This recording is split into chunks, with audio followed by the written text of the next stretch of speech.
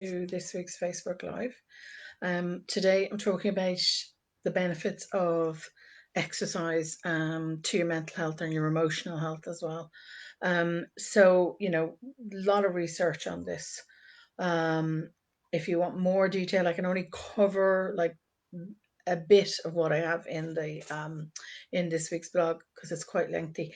So if you do want more, check it out at www.DeborahByrnePsychologyServices.com. I leave a link in the description below as well. So, research has shown that 30 minutes, 3 to 5 times a week can really boost your mood. You're going to feel much more energized, more content with life, and you're going to feel a lot more calmer after exercise. So it's one of the reasons I would say to a client, if you're feeling very anxious, if you're feeling very angsty, and you don't know where to start with the next item on your to-do list, you're feeling very overwhelmed by your to-do list, get up, go out for a 10-minute walk, use up some of those excess hormones, stress hormones, the fight, flight, or fright hormones that are in your body. Do that, and then you're better. You're a lot calmer when you come back. You're going to be feeling a lot more clearer, and you can tackle that to-do list. Do the next item on your to-do list that only takes you like 2 to 5 minutes. That's normally what I do. So let's get into some other benefits that it can help you with. It's good at staving off cognitive decline. Now, I think that's one that's well known. A lot of people would know that, particularly around Alzheimer's. That it does improve our concentration. It does improve memory. It does improve our attention span when we exercise. There are really good benefits there, but not just for older people or anybody who might have Alzheimer's. So you've got to remember that if it's improving your memory, if it's improving your attention span, if it's improving your concentration, it's going to have great benefits for younger people, for adults, everybody. Think of the benefits that we would have, and it's something I would say to parents that particularly if the kids are doing in Ireland what we call the junior cert and the leaving cert, particularly leaving cert. It's very stressful and it's going on right now. That it's traditionally that it would happen at this time of the year in Ireland. So, but there are other exams in other countries where they get that final exam before they go on to college. It's quite stressful that final year.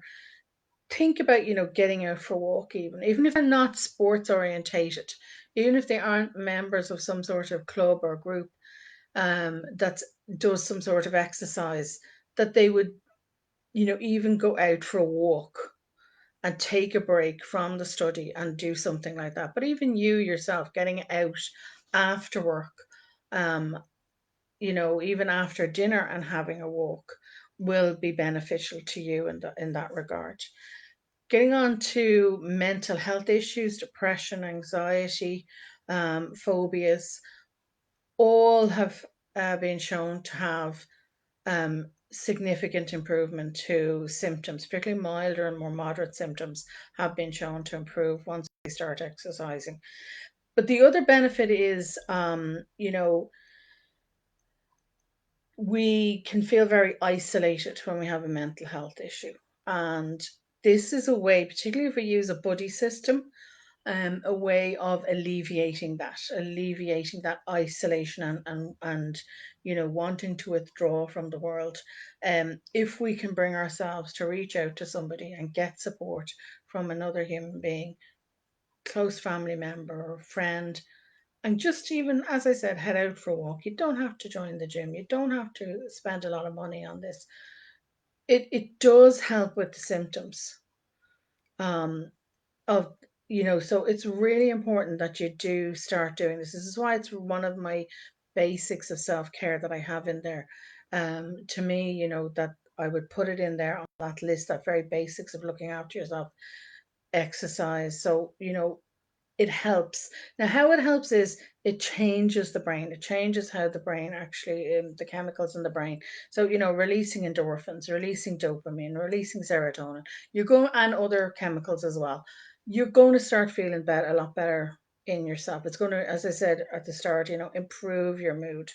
And it does alleviate some of the symptoms milder symptoms to more moderate symptoms of depression, anxiety, and some of the phobias. So think about adding that. The other thing around addiction, it has been shown to aid recovery with addiction for multiple reasons. Again, because of the changes in the brain, the chemical releases in the brain. Um, it also acts as a distraction, so which is pretty good. To distract yourself, get up, get moving. In multiple ways, you can get moving. It is very good. A lot of people do throw themselves into exercise when they're recovering from an addiction. It also helps repair some of the damage. Now, it's not going to repair everything, but it does help repair some of the damage. And in particular, sleep. Now, sleep is vital. I've done a whole video on sleep. I have a free course on sleep in my mum's group. It's about a week long. If you wanted to do it over the course of a week, but it's vital. It's vital to your mental health and your physical health. So, if something like this is going to help you improve and help repair that for addiction, somebody who's in recovery from addiction, then yes, take it up. Go and do something that suits you. Um, Stress and sleep is also improved. So let's get on to stress. With stress, um, we know that the fight or fright, the hormones are going to be released. You're going to have excess adrenaline, excess of cortisol in your system. Same with anxiety. So you want to get up. You want to use those excess, hormones up, because you're not going to sleep very well that night if you don't. Um, if you want to improve your sleep, if you want to reduce your stress, get out, get moving. Um, It also with stress, we tend to build up tension. I know when I'm stressed, I build up tension personally. I hold it in my shoulders. Some people, it's in their tummy. It can be elsewhere, but I know, it's a particularly stressful day. My shoulders will start going up somewhere around my ears. So I have to, concentrate on relaxing those shoulders and getting them down, getting the muscles relieved. There's nothing worse, believe me, than muscle pain, and being in pain. It's very hard to sleep then when you're in that much pain. So, again, exercise is going to help alleviate that. It's going to reduce down those excess hormones in the body, and it's going to help alleviate the stress and the tension. Therefore, it will improve your sleep. You're also going to feel more relaxed, more calmer. You're going to have a more clearer frame of mind. So you're going to feel a bit better about yourself. And, if you have a clearer frame of mind, then you're going to be able to think properly. You're going to be able to think proactively rather than reactively in terms of taking action. Other benefits that have been shown: PTSD and trauma. Now, this is one I'd only recommend with a qualified therapist. But what exercise does there, and there are specific exercises, not just exercise itself, but there are also exercises that we would get PTSD or trauma sufferers to do, that we have, that we can actually do, and they involve movement. And what happens there is the central nervous system gets stuck. It gets stuck. Trauma can get stuck in the body. And what we want to do is get it unstuck and get it moving, and the momentum gets it moving. Now, there are specific techniques that we would use for that. So that's why I say with that one, you would go to a therapist, but there is no harm in getting out, get moving yourself initially while you're waiting to talk to somebody. The boost to self-esteem and your confidence also happens with this. You're going to start to feel better about yourself. As I said, your mood improves.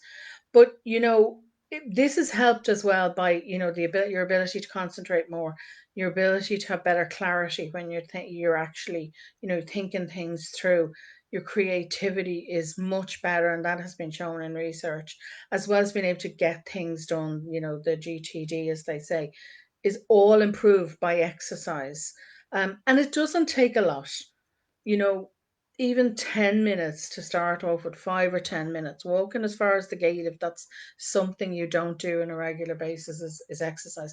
But always, always speak to your GP first before you take up an exercise program. I don't know your personal circumstances, so you might need to be referred to a physiotherapist or that. So you have to, you really do need to talk to your main doctor first.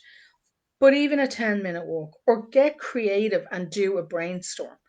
Um, you know, brainstorm some of the ways that you can actually just slip a little bit of exercise in. I know they're saying 30 minutes, 3 to 5 times a week, but you don't have to do the 30 minutes. And it's shown in the research, it doesn't have to be 30 minutes solid. It can be broken up into 10-minute slots throughout the day. So brainstorm, get a friend on board, get your, a family, a positive family member on board of how you can slip, you know, that exercise into your daily routine and make it part of a habit. It is a habit. So, get a step counter, start monitoring where you're actually at the moment in terms of how many steps you take in a day.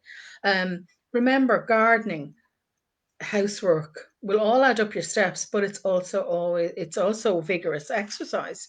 Um, you know, can you slip in an online class at lunchtime or while the kids are in school? Can you just get out in nature, as I said? What about making it fun? Ideas to make it fun and involve your family. But you can also, involve a friend. If the kids are an after school, everything's opening up. So if they're back doing sports, walking around the pitch at one of the other mums or dads, while they do their training, is a simple way of you getting your exercise, and you're double jobbing. You're going to be there to supervise anyway, so you're double jobbing with the kids. Or if they go in to a group, if they're doing another class after school, slip in again. You can slip in a quick walk at the local park. And a lot of the local parks now have gym equipment. So try it that way, but ask for support.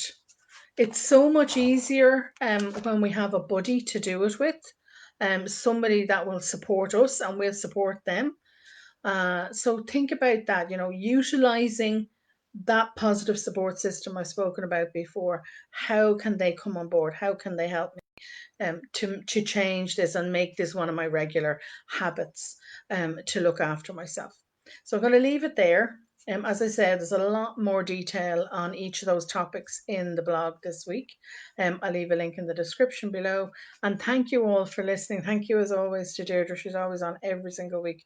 And thank you to everybody who watches here on Facebook. And I know there are hundreds of people actually watch it over on YouTube. I was actually surprised when I looked at the stats. I didn't think anybody looked at it on YouTube, but they do. So thank you. Thank you very much for doing that. And thank you to everybody who does it here. And I know people watch on Twitter, from Twitter as well. They link in from Twitter. So thank you all very, very much. And I will talk to you as all next week. And good morning. Have a great weekend. If you're in Ireland, it's a bank holiday weekend this weekend. So have a great weekend and stay safe.